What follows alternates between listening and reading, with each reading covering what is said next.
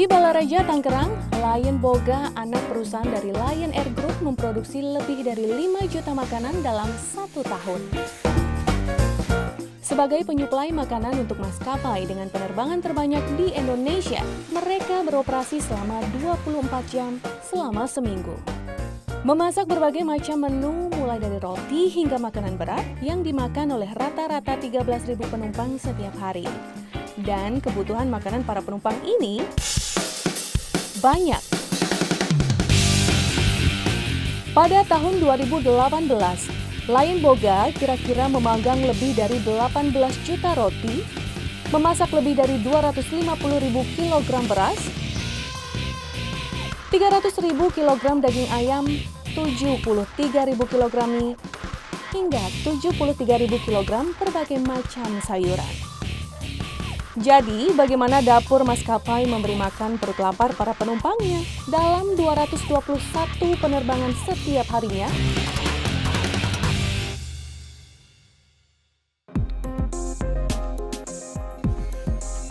Namun, sebelum makanan ini bisa memuaskan perjalanan para penumpang, proses ini justru dimulai dari bagian OCC yang mendata jumlah kebutuhan makanan untuk penumpang yang diambil dari sistem cyber mereka. Kemudian, peralatan makanan yang telah digunakan oleh penerbangan sebelumnya diturunkan dan dipilah. Setidaknya ada 84.000 buah peralatan makan, mulai dari gelas, nampan, linen, sendok garpu, dan sebagainya, dicuci dan dipilah-pilah secara manual dan teliti. Setiap menu yang akan disajikan terlebih dulu diuji coba dan dikurasi oleh para chef. 14 chef membuat 5 siklus menu yang disesuaikan dengan profil waktu makan. Dari makanan sarapan, makan siang, dan makan malam. Jenis makanannya juga disajikan berdasarkan profil penumpang asal negara. Mulai dari menu khas Indonesia, khas Asia, ataupun khas Barat. Kelima siklus ini akan berganti setiap 6 bulan sekali. Objektifnya kita adalah satu, Lion Boga tuh harus membuat makanan yang aman terutama ya untuk penumpang. Terus dari segi kualitas juga memang harus berkualitas. Rasanya sama dengan kayak makan di darat. Ya, itu yang pasti yang kita harus lakukan itu. Bergizi yang pastinya. Dari resep tangan para chef, proses bergulir ke proses produksi yang digawangi oleh rata-rata 60 hingga 100 kru di setiap shiftnya. Mereka wajib menjaga higienitas dalam proses pengolahan dan memasak. Di dapur panas, 91 cook atau tukang masak bekerja mengolah bahan pangan, mengaduk kiloan nasi goreng atau mungkin mie goreng, tidak lupa memanggang ayam, dan mengoseng sayuran sebagai lauk pauk.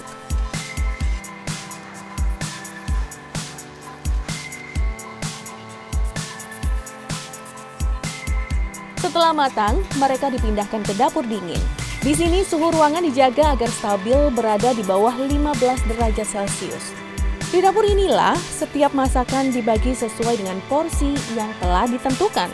Tidak ketinggalan diberikan garnish agar lebih terlihat lezat. Namun, yang tidak kalah penting adalah memastikan agar setiap suapannya memiliki kualitas dan rasa yang sama. Kenapa kita melakukan sensory test? Setiap hari kita lakukan sensory test itu untuk satu adalah menjaga kualitas dari makanan tersebut. Yang nomor satu ya pasti safety ya. Siapa tahu makanannya spoil. Kedua adalah menjaga standar dari rasa, dari taste-nya itu. Jadi kita jaga supaya jangan terlalu asin, jangan tidak ada rasanya. Kalau memang tidak pedas, jangan pedas. Proses di dapur dingin juga tidak kalah keren. Semua makanan utama yang telah jadi kemudian masuk ke dalam blast chiller selama 1 jam. Makanan ini harus dibekukan sesuai dengan standar suhu yang aman untuk makanan. Setelahnya, semua makanan beku akan kembali dikemas dan dimasukkan ke dalam lemari penyimpanan berpendingin atau cold soaking selama 8 jam sebelum pesawat lepas landas. Di dapur dingin, rantai suhu rendah pada makanan tidak boleh terputus. Cold chain adalah rantai dingin. Jadi di mana proses pertama kali makanan itu nanti akan dikirim harus benar-benar sudah dingin. Dinginnya berarti kalau di kita adalah dingin yang freeze.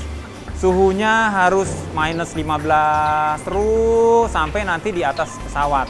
Baru di atas pesawat dipanaskan di dalam oven, baru itu menjadi makanan yang hangat, makanan yang panas. Nah, baru disajikan. Kalau rantai cold chain-nya itu putus, bakteri akan mulai tumbuh di saat itu 4 derajat Celcius, menjaga safety dari makanan tersebut.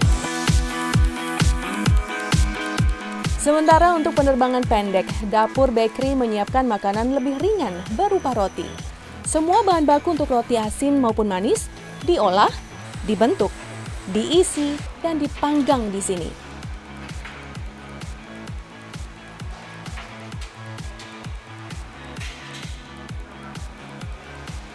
Untuk menghasilkan roti yang renyah di luar namun lembut di dalam, dapur ini menyediakan ruangan khusus untuk menyerap kelembapan roti setelah keluar dari oven.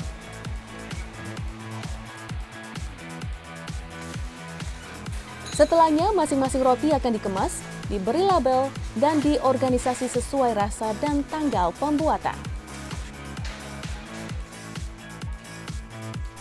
Makanan utama dan makanan pendamping sudah siap. Proses beralih ke bagian penyusunan.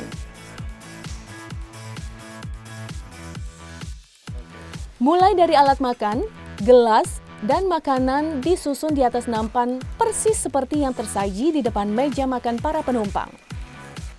Lalu terakhir adalah pengiriman. Proses ini merupakan bagian keamanan yang tidak kalah penting dalam penerbangan. Semua makanan yang akan dikirim akan diperiksa dan diberi label keamanan oleh petugas keamanan penerbangan atau aviation security. In-flight catering itu adalah tempat yang restrict area, di mana setiap pengiriman dari in-flight catering itu harus dipastikan aman.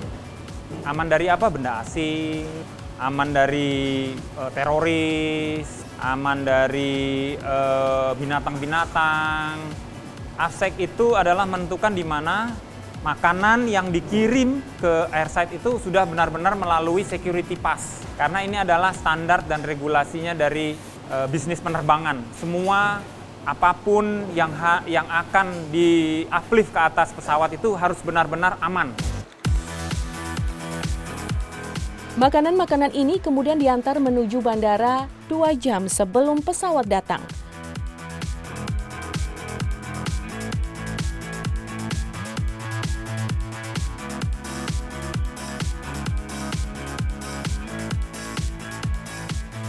Dan siap untuk dinikmati para petualang udara yang lapar.